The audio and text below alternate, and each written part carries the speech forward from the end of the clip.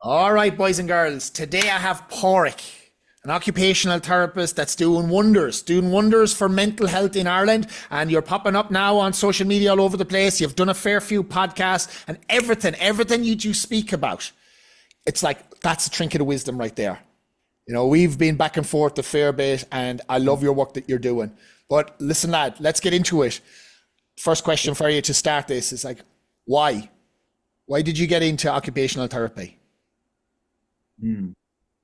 Um, I, like for years, I've wanted to work with people and connect with people, and I got into social care for a few years, and I really loved that work. We were holding a space for a lot of teens, who were really struggling in their life, but I felt there was something missing for me in that space. So I looked at occupational therapy. It was very science focused, it was very strengths based, and it was very goal orientated. So it was like how it was understanding the science of human beings, understanding the science of function. How do we function? What do we do to live a meaningful life? And what's stopping us from doing that? And how do we create goals? So it was a big leap from social care, because social care, we were like holding a space. And then OT was like, we need to move out of the space, but here's the science of how we do that. So I was like, oh, I love this. There was a start, middle, and end, and it was all backed by evidence-based practice, and it was very science focused. So, and you just started understanding human function, motivation. And I was like, this is for me. And like, I had a meeting today, I had two clients today, and one of the mothers spoke to me and she was like, I feel like you're exactly where you should be. And I said, I've picked the absolutely correct career for me. I fucking love this role because it works. I see it. I see young men. And I think it'll be nice to use this space because I know your audience have a lot of men, so I think it's important to lean into that.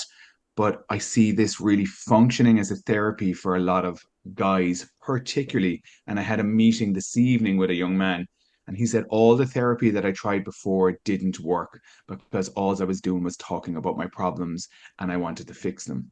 And I was like, and that's a very men sway towards this. Men often find talk therapy really difficult, and they're like, I know my life is shit. I just want to make it better. Can you help me do that? And what are the actionable steps that I can do that? And that they can lean into that maybe more masculine role and feel like they're leading and in charge of their life where they actually are missing that space. So I think it's such a difference between the therapeutic practices between girls and guys. It's such a different role. Yeah, and that's a fair distinction to make. Mm. We're not the same. Men and women are not the same. Yeah. As much as we Yeah. want to say we're like, oh, we are equal, we have equal rights, blah blah blah blah. But Yes. Yes. we're different entities. We experience things in different ways. We react to things in different ways. So we Yeah. have to understand that the tools that we apply to one another have to be different. I have discovered this in my own work. I would have worked with men and Mm. women in the past when I had my gym, and especially when I went online. But what I discovered is I'm actually creating two separate products. And the question I always get asked is, why don't you work with women? I was like, well, this is my simple explanation. It's two completely separate products. Hmm. And in order to be good at what I want to do, I need to focus on one product. And I Yeah. am 100% qualified as a man, I would hope. Hmm. So I'm like, that's the product I'm choosing because I'm creating something now that I have, like what you've said, that I'm fully passionate about and I'm all about. And Mm. it gives me something back that I never expected. Mm. The fulfillment, the purpose, all of that stuff. And Mm. I'm talking to lads because I'm creating the product I feel I wanted when I was 20, Hmm. Hmm. you know? And I actually see that by your content online. It's very real. You're very honest. You're very authentic in it, about all aspects of your fitness journey and the hardship and the times where things weren't going well. And I think people really resonate. There's a lot of young men, and they're just looking for honesty, guidance, authenticity, and they're just looking for someone to say, you know what, things can be shit. I was a bit of a bollocks. This is where my life fell apart. You can be better. This is how I look. This is the journey that honestly it takes me to get to this because there is they're lacking in that, and you come across really transparent and really honest. And so I really like your content. You're very real. You're very you. Whether you like me or not, I'm here, and this is the facts. And I think people really respect that and resonate with that. So Um, yeah, I love that about your content. And I definitely I watch tons. I got a big huge bottle. We were having the chats about that, and it actually looks like the bottle you have. It's like a killer, like massive. You. That's the one. It's the same one. It's the same one. It fell off a car and everything, bang down the road. I had to go back after going 60 kilometers an hour. I was like, my water's still alive. Dave was right. 100%, 100%. I love that. I absolutely love that. No, and I appreciate the kind words as well. Yeah, it's good. It's good. It's good. But what you mentioned there about, like you've fallen into a position where you've really found purpose and you love what you do. I talk to a lot of younger men, and they struggle with this, struggling knowing Mm-hmm. what to do. Like, how do we work to find our purpose? It was with a young man who was 19 today, and he has plenty of money, had an unfortunate event when he was younger, got compensation for it, doesn't need to work, absolutely fine on that front from a financial perspective. But he was like, I am stagnant in my life. He said, money isn't fulfilling me. I know I don't need to work, but I need to find purpose. And he just leaned into what felt good in his life. And he's now going to study becoming a personal trainer. He's like, I like it. I like wanting to work with people. And this is the kind of path. And he said there was such a shift in me from a sense of feeling anxious and lost, and I don't know what I'm doing, to now I'm moving forward. Because when we're stagnant in a space, the word stagnant, we don't, that's not a good place to be. We ruminate, we sit in a place where it's really an uncomfortable feeling when we're not moving forward. And the fastest way, or the way that's going to keep the motivation going when you're moving forward, and when you fully understand your purpose. Why are we here? What feels good to us? Who am I?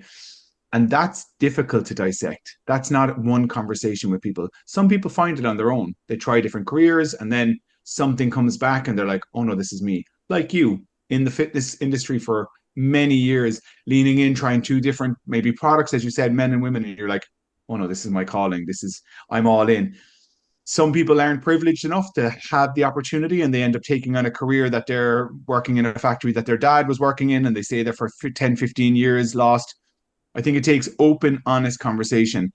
And sometimes when I ask people what their values are and what their strengths are, their answers are often given to me of what they think I want to hear, or what their dads are, or what their dad would be proud of, or their mom would be proud of. So you really need to pick it apart and then start figuring it out and coming back to just the core values of who are you, what's really meaningful for you.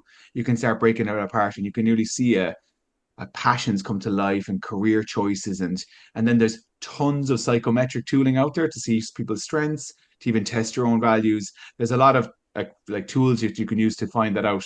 But I think it takes open, honest conversation, and the key component is honesty with yourself, honesty with the person you're speaking in front of. um and it's work. It's not easy, but when you find it and you are motivated and you're excited, like you're an entrepreneur, you're self-employed, you work for yourself, it isn't an easy journey. We're always on. There's a back of our mind is thinking, well, I got a podcast, I got a fitness program, I got this to work on, I've got that person. Like for us to commit to probably 80, 90, 100 hours up here a week to do what we do, we'd want to love it. We'd want to be highly motivated versus, when I look at you, you're still energized, you're still excited. And then you look at somebody who's doing 40 hours a week in a place that doesn't align with their values, it doesn't feel good for them, and they have half the energy that we do. So it's just when you find it and you're in it, it's like, yeah, there's nothing that can stop you. You're loving it. Like it's 10 o'clock at night here, and I'm having an amazing conversation with you. And like we lean into these spaces where like, and it excites us. This doesn't feel like work. Like it just feels like, oh, it's an opportunity. And I'm like, oh, and lots of little shifts that happen in that. Not only does it excite us, but we step back with a sense of gratitude, going, oh, I love this. I get to sit in this space with these people. It's so yeah, but it takes open, honest conversation, and honesty is key. Being curious as well. A lot of people spend their lives and they're not curious. They grow up in a town, They fall into a job, they fall into a life, and you know what? That's enough. And they're like, but I think we have to be curious, lean into it. Is this enough? Is there more out there? I wonder what would happen if I left here. I wonder if I tried this. Curiosity, I've really tried to dive deep into this in the last few years. It's like a superpower in much of the literature and lots of different factors. Curiosity. If you're curious about your life, yeah, it's a game changer. Yeah, it's funny. I had Carl O'Rourke on the podcast there last week, and he was talking about all the different careers that he had along the way, and like done loads of different things. He actually said that he wasn't, he was never on his radar to be in the fitness industry at all. Hmm. It just happened. He said, and his quote was, "You don't find your purpose, you create your purpose." And I like that because Mm, he just kind of, he's like, right, well, okay, this is something that's come up for me. Let's pursue it. And then, oh, bang, all of a sudden something started to click, and now he's massive in the fitness industry. He's the kind of go-to mhm. for Yeah. fitness information in Ireland and worldwide. Um, Hmm. and I really like that. I really like that he kind of, he had all these different jobs along the way. And then I asked him, out of all the jobs that you had, which do you feel has helped you now? What did you pick up? What job? And he said working in, I think it was Alicante in Spain for a summer, just dragging people in off the street, chatting Hmm. to them, taking himself out of his comfort zone, public speaking, Mm, interacting.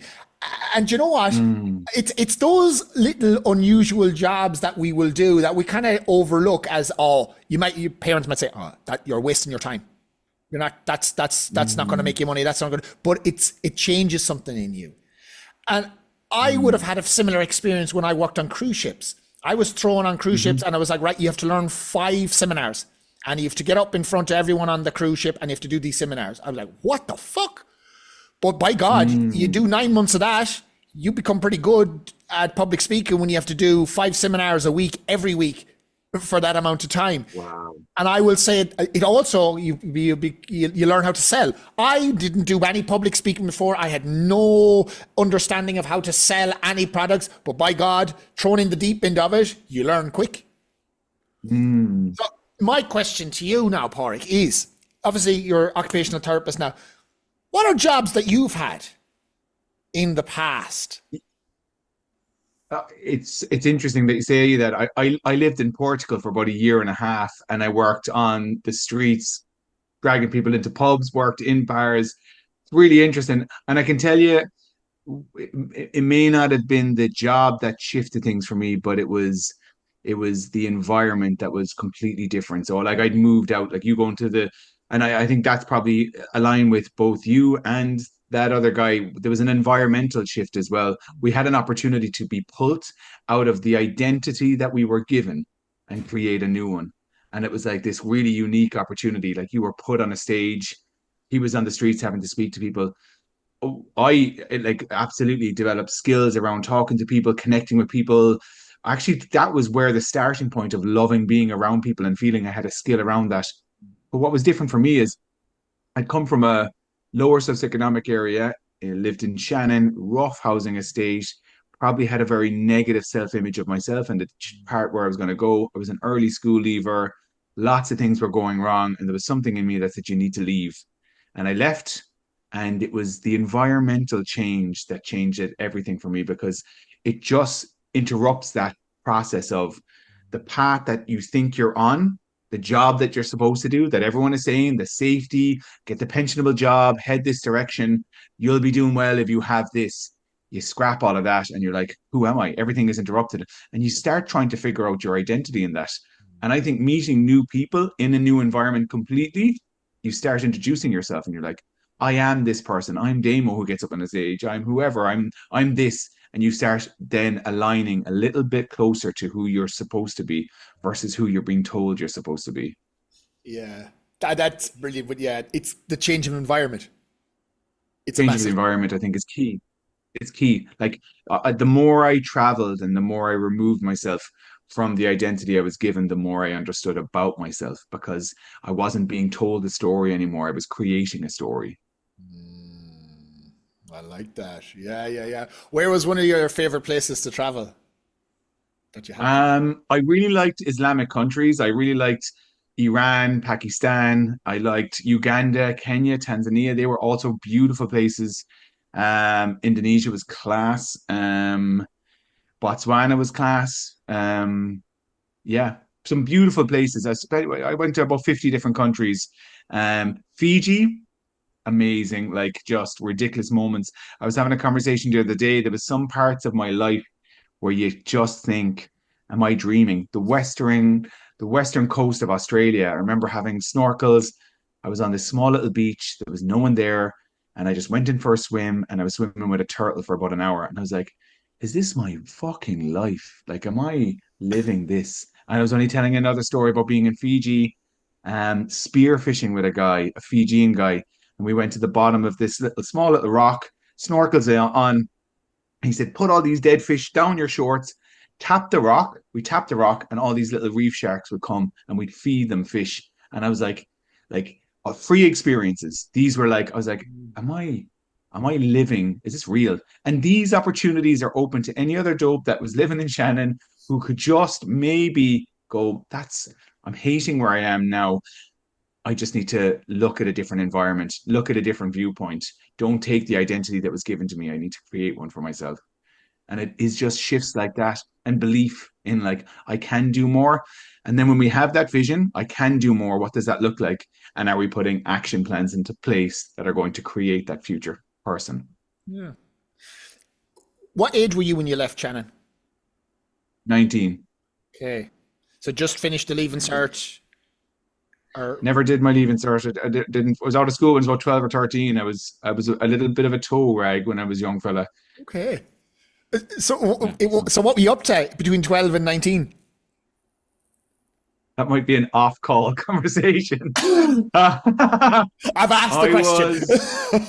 was I was not up to anything good. I was being a bit of a scut. I wasn't in school. A lot of stress, a lot of family issues at home, and just school wasn't for me. It hence me kind of falling into the interest really of working with a lot of teens and working with teens who are in residential homes who also come from troubled backgrounds, trying to really reframe their negative self-image of themselves to create a positive one. I've had a very specific interest because I know the power of one good adult having one good conversation, and it might just be one sentence that can change the whole trajectory of your life. It can just be one sentence.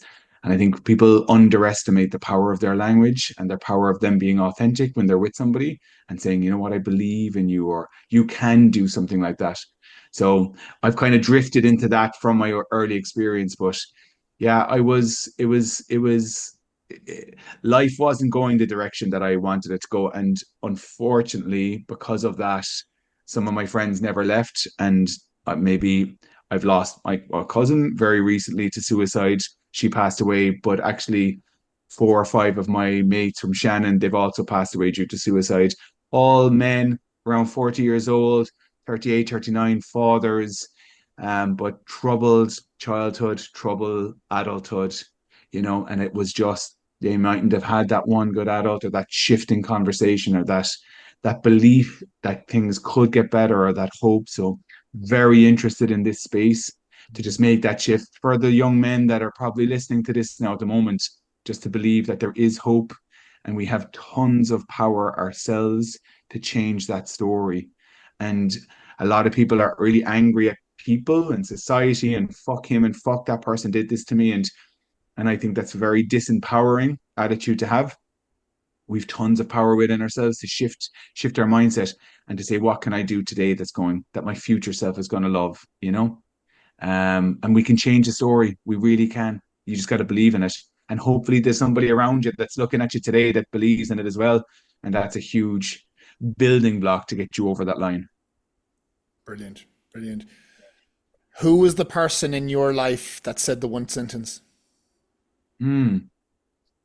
I was 15 and I had a job. I was a mess and I was all over the place and like missing work and coming in. And she just said to me once, she gave me, like, she could see that I couldn't sit still. I was all over the place. And she gave me a job then in the warehouse, going, you just drive the forklift and you'll be grand and here, move some boxes. She really didn't want to give up on me. And then even when like at the end, she's like, you're not coming in, there's all this stuff. But she's like, I want you to do well. And she's like, do you ever think of working on a boat, like one of the cruise ships? And she kind of printed stuff out for me. And she's like, why can't you do that? I ended up going to Portugal anyway. But it was just her belief. Like she didn't put a barrier on me. When I was growing up, I think my very first job was cleaning toilets, and I was about 15. And people are like, he's after making it now, isn't he brilliant? And and I was brilliant because I wasn't unemployed and I wasn't going on the dole. But the marker was so low. Their expectations of me was employment, cleaning toilets was enough. Like, and it was night shift, 15 years of age, cleaning toilets in Shannon Airport. And they were like, he's made it. I was like, oh, she saw more. She was like, why can't you? Oh, you could absolutely do that. You'd be great at that. And I think her words, and I remember going back to her years afterwards to thank her. I was like, you saw something in me that I didn't see in myself. And because of that, you sparked something, then that belief system. And I was like, you've no idea the power of those. Like, that's the reason why I'm here doing what I do and that I can actually help people. It was her sentence, her belief system, that shift, like that power that she had that she didn't even realize, that the kindness she was giving me would change the trajectory of my life, but also many other people's lives, because now I work with them and I support them. So it's a powerful thing. Kindness, our words, meeting people, being authentic. And it's being authentic. And I do training with staff, social care staff, occupational therapists, other healthcare workers. And I say to them all the time, if you don't believe it, don't fucking say it. Don't go, you're brilliant, you're going to do great. Don't fucking say it, because they'll smell it off you. Say it. If you see something good, say it to somebody. Don't waste the opportunity. Say, I really believe you could be something better than what you think. And they'll see that. They'll see that. So yeah, choose your words and just be, there's a lot of power in them. You can change people's lives by a sentence. It's belief. Like Belief. having someone, like, one, believing in yourself, but when sometimes you don't have that belief in yourself, you're riddled with insecurities.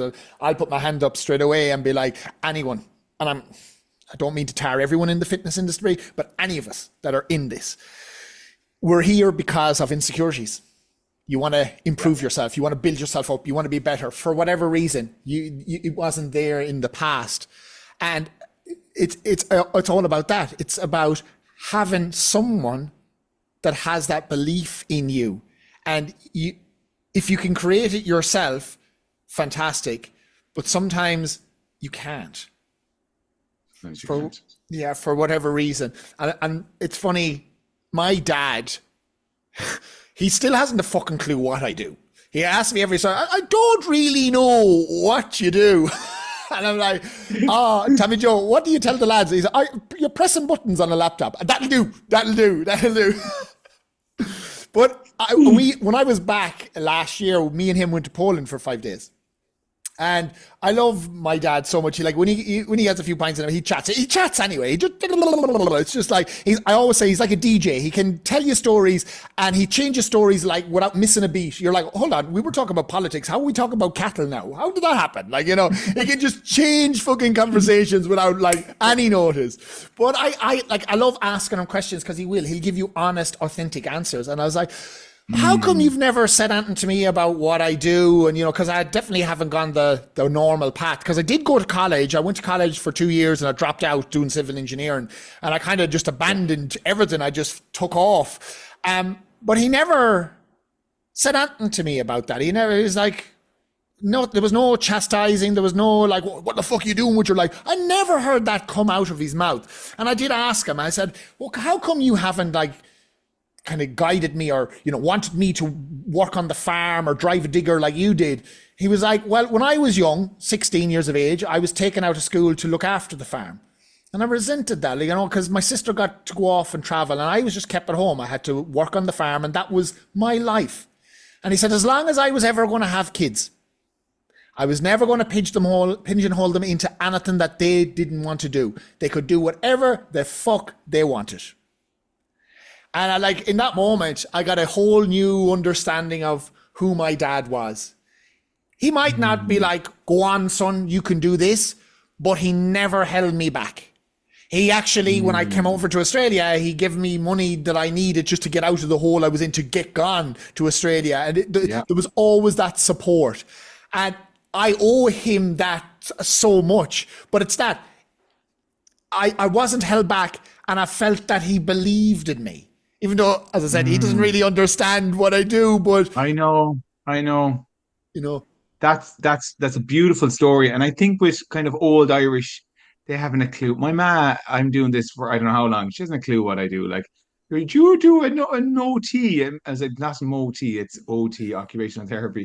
She's like, can you write that down so when someone comes in, I can just hand them the paper because I'm like, it's that old lack of understanding. But that's a beautiful story about your dad. And it's so interesting, isn't it? Like his upbringing, he was like, I'm going to make sure this doesn't happen to mine. We can switch and go the opposite and go, I'm going to make sure. And in this situation, it was a real positive one. He was like, he can do more than just work on a farm. I want him to do that, and I want him to have the freedom to live the life that's meaningful to him because I don't want him to be like me, resenting the farm or whatever that might look like. So yeah. Yeah, it's I, unbelievable. I, It's I it's that perspective. I like it. It shocked me, because you do see it mm, sometimes. Parents live vicariously through their kids. Oh, little Johnny, he's going to go to college. He's going to be an engineer, and he's going to make big money, and he's going to be successful. And it's because maybe they didn't get that opportunity. For me, like that was never there. It was he was never like that with mm, me. It was like, yeah, just go, fucking do whatever, and I have definitely found my way. Well, I've done a lot of shite along the way myself as well, but I've got there. you had to, you had Yes, to. you had to, 100%. It makes us who we are. Like we're human beings that make mistakes, and our fuck ups make us greater because of that. Like we have had to really learn what we don't want to really understand what we do want, and that's just part of the journey for us. It is just that's part of it. I think it deepens us and makes us better at what we do when we've realized that we really, really, really don't want this, and we've lived it. So it's part of it. The greatest therapists, counselors, psychotherapists, fitness trainers are the ones that have had a pretty rough ride.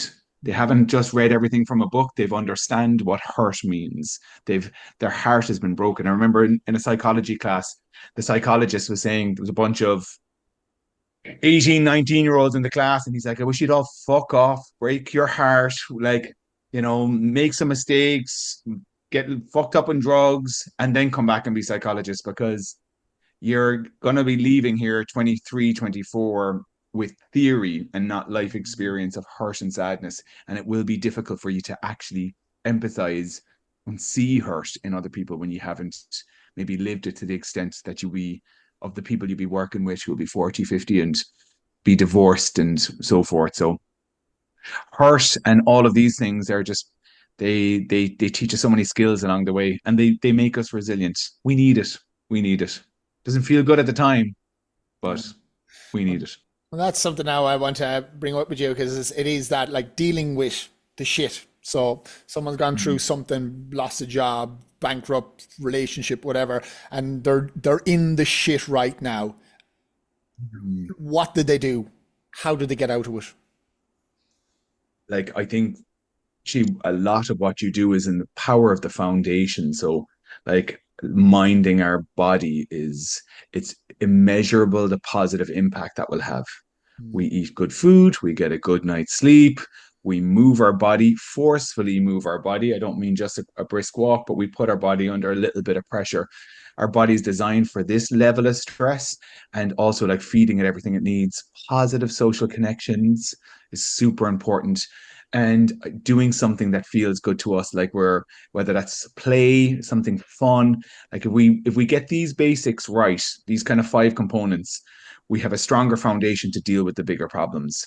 If we have a shit night's sleep, we're not moving our body, we're fighting with our friends, we're doing everything is falling apart. Trust me, every little problem becomes a massive one. mm, And then it is being curious about how did things go wrong? What happened? What are the lessons? And what are the steps that I need to come out of this. And I talked about this before on a podcast. It's really interesting. And it's a thing called post-traumatic growth. And it's people who've been through something that has been really traumatic in their lives, and not only just coming out of it and being okay, but actually being better from it, that these scars have made them stronger from it.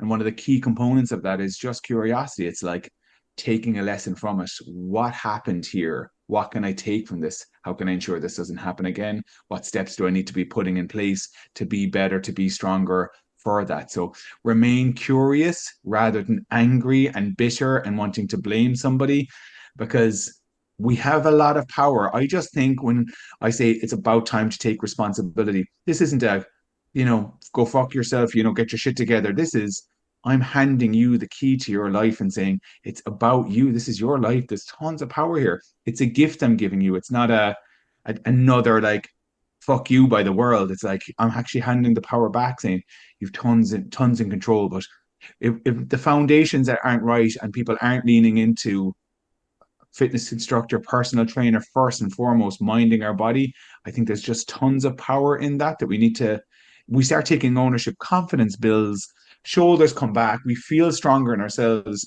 and we can start leaning into these more challenging situations.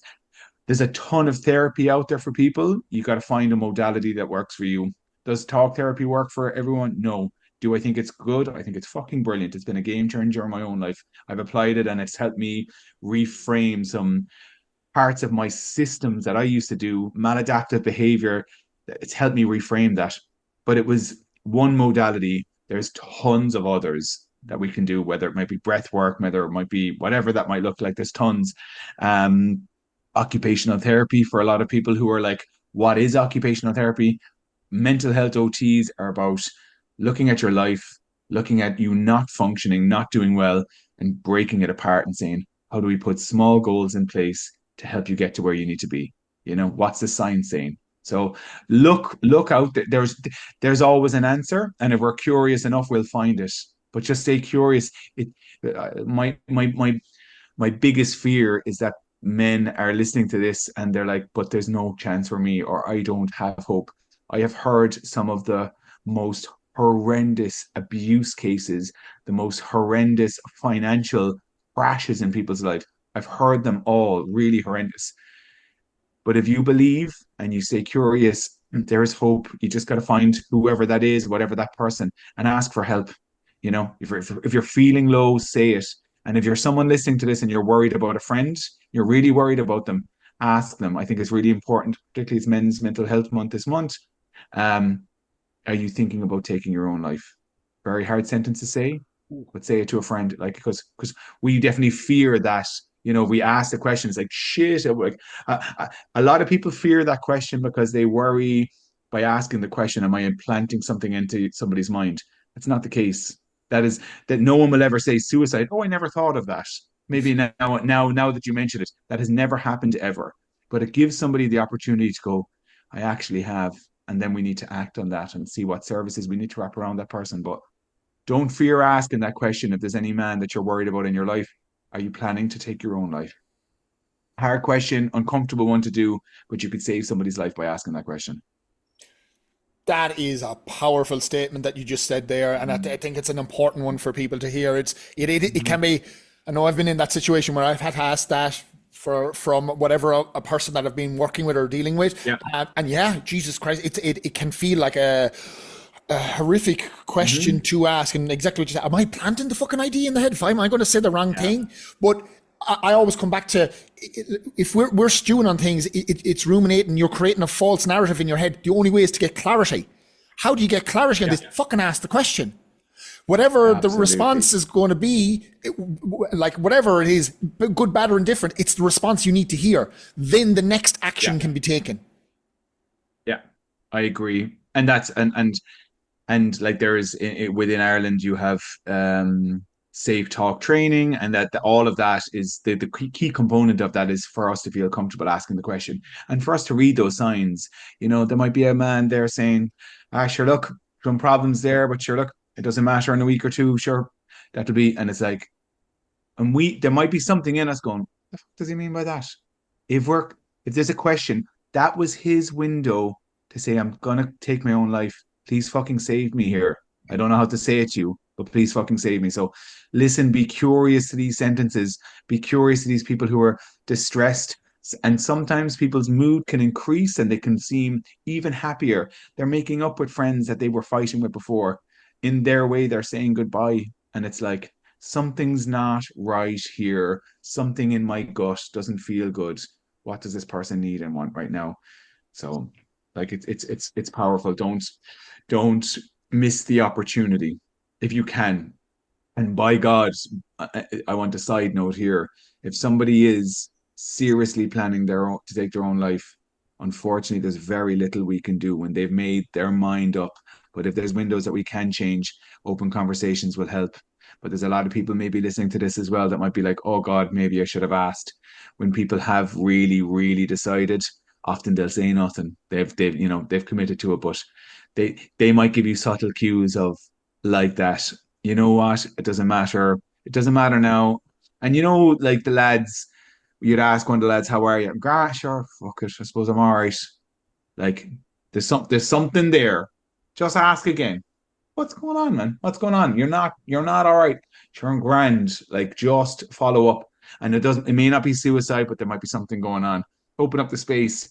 I have beautiful friends, male friends, who are very open about having conversations with me and our other group. And I love this space. Super vulnerable, but like I know they're safe in that space. In other words, if something comes up for them, we put all our emotions on the table. We're like, this is where we are. So if you can connect with like-minded guys like that, and through groups like Patrick on the 22nd of December, these kind of things, That's right. these are keys. If you see men's groups out there and you don't know, link in with them. I can guarantee you there's other guys traveling in this journey, struggling and being solo together. It softens the burden when we're walked together in these journeys. So Absolutely. Absolutely. yeah. There's an element. I've just before we've recorded this podcast, I have my group call, my weekly group call, and it's the part of my business I fucking love.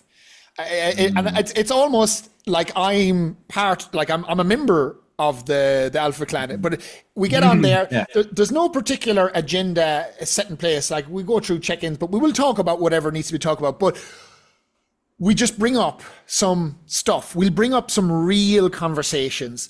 And what I lean into a lot is like strong men don't necessarily want to ask for help.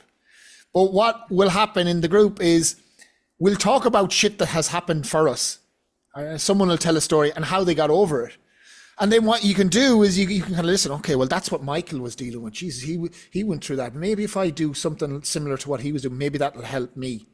And slowly what you see happening is the guys that then are struggling with something, they're less afraid to ask the question because everyone else is putting in there, well, this was tough for me this week. This is what I was dealing with. The anxiety, the depression, the this, the that, the other. Oh, fuck, well, this is a safe group because the guys aren't turning around going, fuck it, you'll be grand. Don't worry about that. Have another shot. Mm-hmm.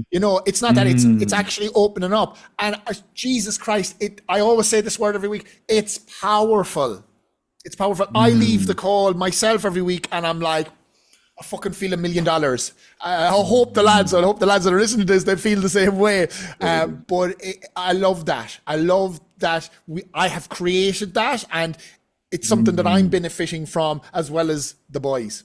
No? I love, and there's so much power in that. And it comes down to that connection piece as well and being really vulnerable. And when we can be really vulnerable and somebody sees us, we feel really connected with them. I was talking to a man 2 days ago and I was talking about men crying and not wanting to be that person. And I was like, can you talk about someone who you've seen being vulnerable and telling a story that might have been shameful, whether it was an addiction to porn that they were talking about online or a time that they cried or they fucked up a drink and they were a dope. And how did you feel looking at them? And they were like, I just respected them. And I was like, we fear being raw with other guys. But when we hear that, if I hear a guy open up, there's nothing but admiration and respect. And another thing happens, as you said, not only do you open up that window for somebody else to go, I can talk now, but I'm actually really connected with you because this is the shit part of me. You see it. You actually like it. This makes me less ashamed of these parts as well. And actually, I hear that shit part of you that you're ashamed of makes you less ashamed and actually makes me more connected to you. So I feel connected. I feel less shamed about these parts that when I didn't speak. And the shame can't exist in spoken words in a safe space. So when we are ashamed of parts of ourselves and we're in a group of men and we can be like, you know what? I'm hooked on porn. Things are falling apart with the missus. I'm embarrassed even to speak to her about it. And the lads hold that guy. It alleviates that shame.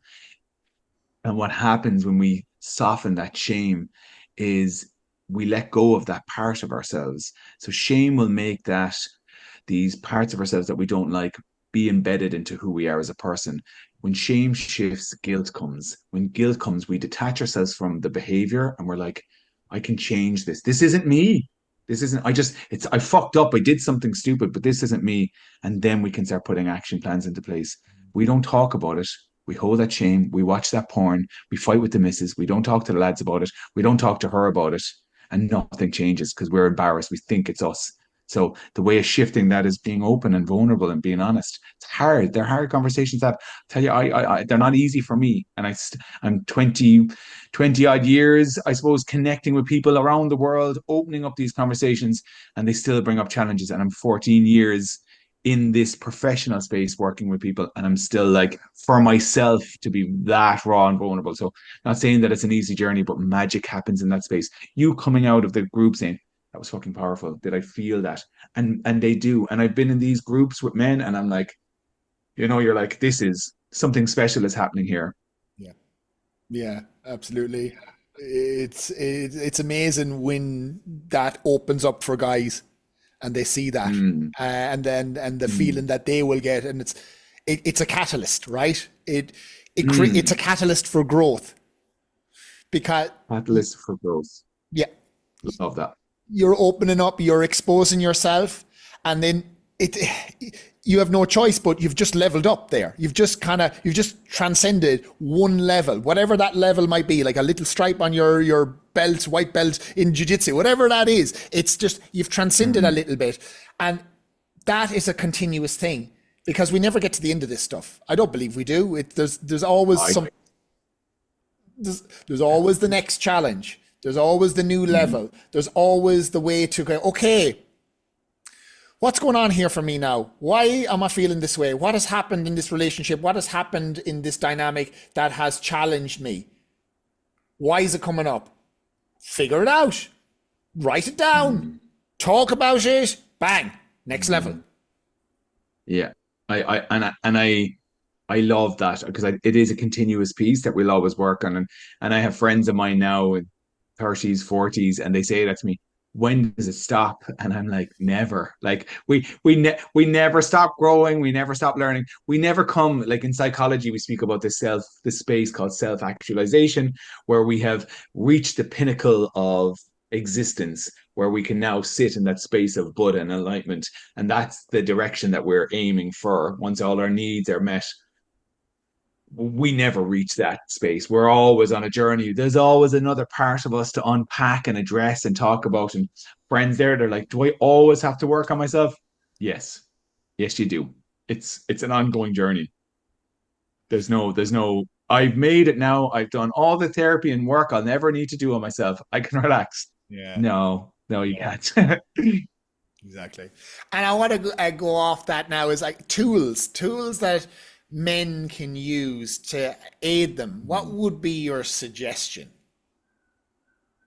So going back to the main foundations, I think are vital to and if you're looking at some of these goals that are too big, we need to bring it back a little bit. So sometimes what I find when you're engaging with someone in a real slow state, they're depressed, they're anxious, their belief system that anything is going to work, that they don't believe that anything is going to work.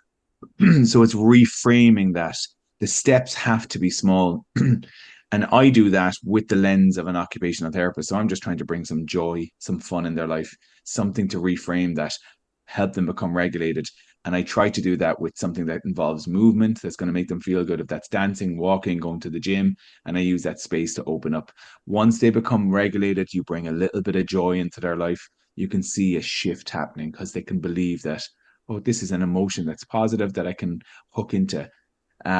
So really like engaging in movement, whatever that looks like, trying to rebuild those social connections. Have a look at the circle around you and look at the people who fill your cup and the ones that drain it, and be really mindful of how much time you want to give to the people that take from you versus fill your cup. Surround yourself with a few people that make you feel alive, make you feel really good.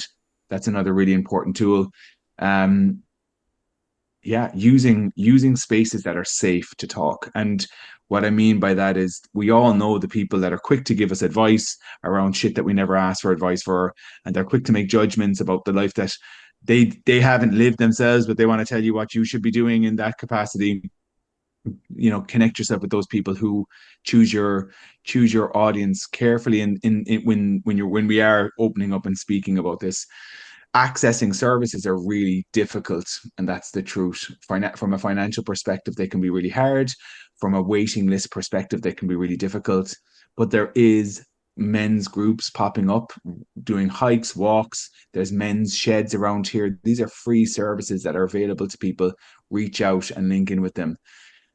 If you're feeling that you're isolated and you're pulled back from people, try to look for ways to stop that. And that might be just by going into libraries, opening up conversations with people, try to be connected with your community again. Start finding a little bit of meaning and purpose. Don't create goals that are too big and unrealistic, because it'll lower your mood when you're not obtaining them. Sometimes I would really try to break this down. Who do I want to be next year? What does that person look like? And what are all the things that that person might have? How do I come back to today and like, oh, I would love to be, let's say I'm speaking to a 21-year-old guy. I'd love to be able to be independent, have a car, have a nice job, there's things that he can do today, like picking up the book to study for his driver's license, that he can obtain, the goals have to be small. He may not have a car yet, but he's moving towards that direction. That empowerment piece can feel really good because now they're taking charge. So it's really actionable steps. But have a look at the future you. And if you're like, but he's doing all of these great things, but what does he have to do those? He might have to have, i.e., a car, feel fit or feel stronger in himself. Okay, well, then we're going to start with a gym membership. We might have to start with a walk a day and move from that. But I do think it's to be careful not to create goals that are too big, but look at the version of yourself you want to become and believe that you can lean into that. I like that. Really like that. And for the chaps that are listening, maybe they feel stuck, because we talk about changing the environment and looking at your circle of friends. What do we say to them? What do we advise them? The guys that feel like, oh, fucking, I'm in school with these guys, or I'm in college, or I work with these, and I can't just uproot myself. I can't just leave because I need to pay my bills and I have mouths to feed at home. What do we say to them? It's a story that they've told themselves that isn't true. Okay. Like we can tell ourselves a story that we're stuck and we can't leave. And I hear this all the time, but I can't. I don't have any time is my favorite one. I don't have any time to do that. I'm saying, break down your day for me. Shit, tell me your 16 waking hours and what you're doing. And you do have time. Stop telling yourself a story of disbelief and I can't. It's not true. Like we all will live a life that is not meaningful, not for us, because we've told ourselves a story that this is what we deserve. It's not true. It's a lie you're telling yourself. You need to tell yourself a different story. So the power's in us. What's the difference from a guy who's coming from a lower socioeconomic area who can go off and do all of these amazing things versus a guy that lives in a house right beside him that has decided that he can't because everyone else said. The one guy told himself a different story. That's all it is. It's a story he told himself, believed in himself. And maybe that was helpful because somebody else told him something. But as an adult, stop telling yourself a story that isn't serving you. Tell yourself a different story. The leaps aren't as big as you think they are. Bang. Powerful. Powerful. Yeah. Mm. Build your new story. I like that. I like Yeah. that. I want to take you back to something that we spoke to, we kind of touched on it, but the suicide. I want to come back to that. So you have someone that you've just asked the question, are you Hmm. thinking about taking your own life? And the response that you get from the person is yes. What do you do with that information? So because I'm a I'm a therapist in this space, I have my own protocol of who I need to contact, and it might be depending on their needs. It might be straight into A&E to look for access services that they need to get, i.e., medication and 24-hour watch. That's where they might need to go. Um, and because I ask this question a lot, I am now skilled enough that I can dissect whether there is intent in it. And so I might ask follow-up questions. Have you a plan? And what does that plan look like? Usually people do plan to think about suicide. I don't want to live anymore. Often I've heard this story quite a lot. And that's true. It's they're in a low state and they don't want to live anymore. I don't want to live anymore is very different from I've bought a rope and I've tied it to a part of my attic. And I know that my family members leave the house at 9:30 on a Wednesday and there's no one in the house. That's a plan. That's somebody who's very close to doing it. So it's really understanding the severity of it. Now, because I will lean into those questions, my response will be a little bit different, and I can hear people speak about it. I talk about suicide daily, but if you are concerned, you need to call, whether it might be the guards, it might be an ambulance, it might be something, but you need to put those strong action plan in place. Unfortunately, they're not going to have access to a mental health service team that are going to jump in. So where people are resourced to within Ireland is often A&E, which is really hard. And I've often had to send families there when they come to me in that state. I'm like, you have nowhere. So you go into like a psychiatric unit and you're given meds and you're supported until you come out of that state. But A&E is really the go-to. And sometimes they need to be escorted by guards or an ambulance. So very hard. But again, like I don't want to live anymore versus I've bought a rope. They're very different. They're very different. The bought a rope, the planning, the time, that's panic stations. Something needs to happen now. That's very serious. Okay, good stuff. Now, also on that note as well, I'm sure there'll be lads and lassies listening to this right now where they've had a friend or someone close to them take their own lives, and maybe they didn't ask the question, and maybe they're feeling in some kind of way now afterwards. What are you saying to them? Mm. So my own cousin, who was very close, who just passed away, and still fairly raw 2 weeks ago, and she had and me and lots of people around her who loved her, who were there for her. It's not our fault the decision was made, and everyone was coming up to me saying, but I didn't say this, or I didn't say that, or I should have done this, or I should have done that, and we're all trying to blame ourselves. It's not our fault. A person is suffering and in so much pain, and people say it's selfish. They are not acting in a selfish way. They're acting in a selfless way because they believe that the world will be better off without me. It doesn't matter what we say at those points. Like if we haven't put the intervention into place, just don't hold that. It's not your fault. If you showed them love, you showed them kindness. They are at a space now where they think they're doing you a favor and they're removing themselves from the world. And that's a story that they've told themselves that is not true, but they believe it. So I really want to put my heart out to families who've lost somebody and just say it's not your fault. It's not your fault. It's not. Um, there's a point of no return for some people, and yeah, and at that point it can be difficult. Any conversation may not help, so just try not to hold that. Okay, perfect, perfect. And just to kind of touch on a little bit of what I've seen in your content before, you know, Hmm. society at the moment, growing up, being a young man, young woman, mobile phones, anxiety, Hmm. social anxiety, comparison of other people, seeing like it's basically what I'm asking is like the mobile phone. its influence on us right now, I would say it's maybe setting us back. It's stagnating us. We're not integrating with one another. We're not having the real conversations that we should be. We're sitting online, and it's doing something to us. What is your views on that? There's a great book, and I was doing a talk on anxiety the other day. I'm just such a fan of the book, and it dives deep into mobile phone use. Lots of the research on it now. I'm just anti it, anti what it serves. It doesn't. So what's happening with a mobile phone is we feel that we're really connected with people, and we're connected with nobody. We're connected with a device. We're connected with images. We're not connected with humans. We seek likes and validation from strangers. Yet we would be too nervous to stop and say hello and shake their hand. But we were hungry for them to like an image. It's all nonsense. It's a very intelligent device that is designed to be addictive, and it is working an absolute treat. And if they had a toy for a lot of these teens that were destroying their mental health, making them anxious, putting them at risk of suicide, killing them, they'd pull back the toy saying, "We fucked up here, guys. We broke it. We made a mistake." No one's pulling it back. No one is. They're allowing it out there.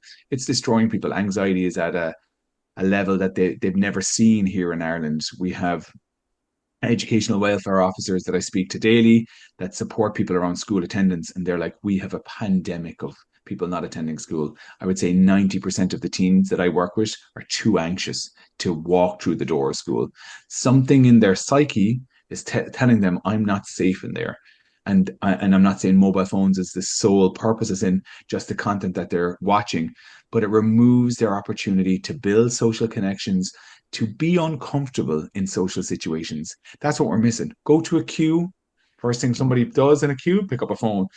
Any opportunity to socially connect or be uncomfortable, they pick up a device. Being uncomfortable is just part of the human experience. We can't avoid it. The more we do it in those micro moments, the more resilient we become. And we remove opportunities for that, the less resilient we are. And the stories that I hear from parents of what goes on, that the kids are getting up at 5 o'clock in the morning to shower, scrub, hair straighten, how they have to look, the clothes they have to wear. I have kids coming into my clinic that will refuse to wear glasses because no one else in the class is wearing glasses, so they can't see what's happening on the board, but they're too embarrassed.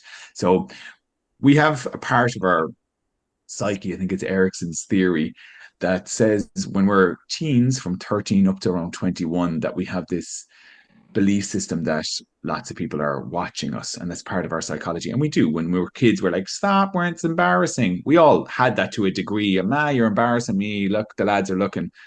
They have that, but amplified. And the reason it's amplified is because everybody is fucking watching, and the whole world is watching, actually watching and taking evidence and recording and holding videos. So it's so intense for such a fragile state. So they're losing the skills.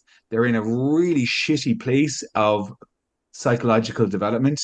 And then they're becoming anxious adults. We're supposed to be awkward and uncomfortable.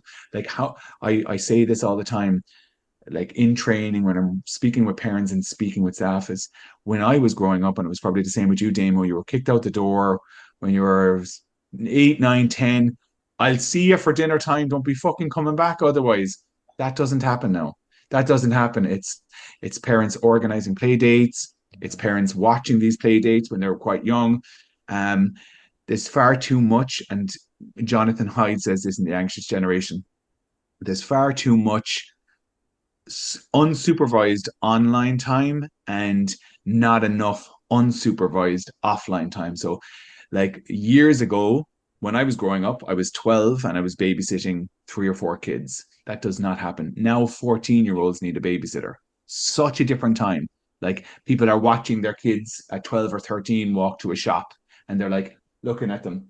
My ma didn't know where I was when I was 7, 8, 9. Was off building a treehouse and getting like planks thrown on my head, and then kind of getting up crying and figuring out how do I manage myself, developing tons of skills along the way. They don't have those skills anymore. They don't feel confident using their body because they're not as much, because they're online all the time. So they're missing that component. How do I function my body when they can't function the tool that they're designed to move and live in?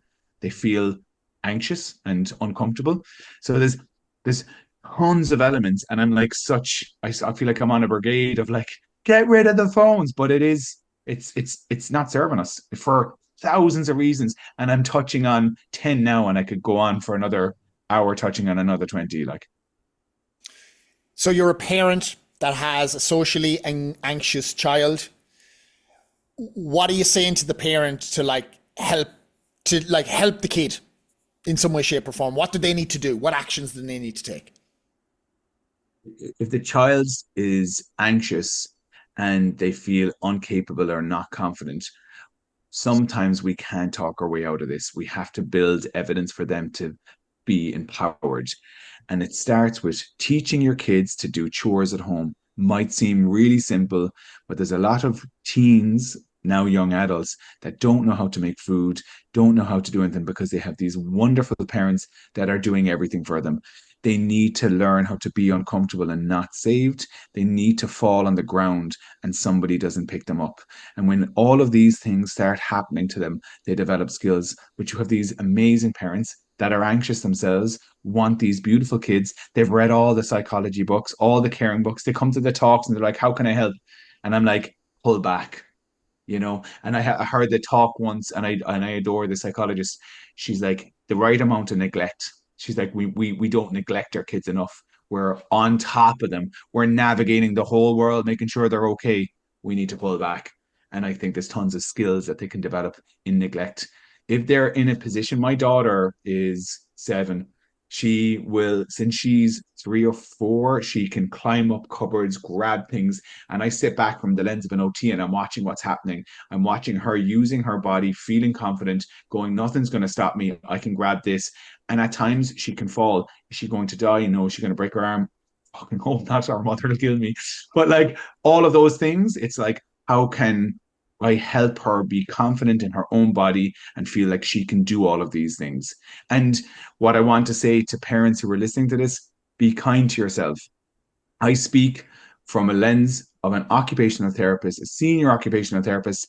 So I'm saying it from the lens of an OT, but as a parent, we lead with our emotions. We want to jump in. So there's an internal battle for me, knowing all the research to kind of go, step back, step back. She can figure this out. Step back, step back. Don't be the hero, step back. So I know that parents just want to come in and save because it's a parental role, but it doesn't function. When we were growing up in Ireland years ago, I think parents had enough to be worrying about besides their kids. So there was like 4 or 5 kids figure it out. Yeah, it'll be grand. Get out to the fields. Don't fucking talk to me. And there's magic that happens in those spaces. It doesn't happen anymore. It's changed. It's definitely changed. Yeah. Brilliant stuff. And so to the young man that's welded to his phone, feeling anxious, nervous about even never mind approaching a chick, but fucking even the thought of a chick in his world, like, what are we saying to him? Like we start small. Like the online world is a funny one, and the online dating world is a funny one. And if it's a girlfriend you want, what type of guy does she want? And can you be that person? I'm not saying to mask and become this new version of yourself, but lean into the person that you think, I want this type of girl. What type of guy does she deserve? Can I be that guy? Can I improve my life? Can I become the guy that for the girl that I really want? And I've heard a few very famous heads speak like this, where they wrote out exactly what they wanted in a girl, and then they were like, "What type of guy would she want? Okay, I need to be a better man. I need to provide more. I need to become this this person that she deserves to attract that." So I think that's something that they can do. Start small, and really open up opportunities to build your confidence with these small interactions that we do day to day in a shop. Say a few sentences to somebody in a shop. How are you? Really ask them. Say those hellos. Confidence comes. You were thrown in the deep end and you had to stand in front of a stage and come up with a seminar. They won't have that opportunity, but they can develop the magic in the small moments, like the guy going off to Spain, having to go out and chat. All of the magic happens in the small moments. It's the day to day. There's a lot of magic that can happen then. So look for opportunities. Don't create goals that are too big, because you'll lose confidence when you can't obtain them. Have the big goal. What are the small actionable steps that's going to lead me to that? Porrick. Powerful stuff, lad. Powerful stuff. Yeah. Great conversation, my man. Yeah, absolutely. Come here. Where can people find you if they'd like to avail of your services or just have a chat? Yeah. Yeah. So I'm on Instagram, the OT coach. I have my website, which is www.theotcoach.ie, and you'll find me on LinkedIn, which is Padraig Danaher, the OT coach. So any of those platforms, you can reach out, and yeah, happy to chat and discuss all things mental health, suicide, trauma, positive psychology, coaching, whatever that looks like. So yeah, Brilliant. thanks for having me on, Damo. It's been No great. worries. And I appreciate the work you're doing. You're at the forefront, the front line of it all. It's so badly needed. As you said, these services are overrun. There's Mhm. more people suffering than can be actually looked after. But I love that you're out on social media. You're spreading the good word. So keep doing it, brother. Love your work. Thank you so much. Thank you, bro. Thank you so much.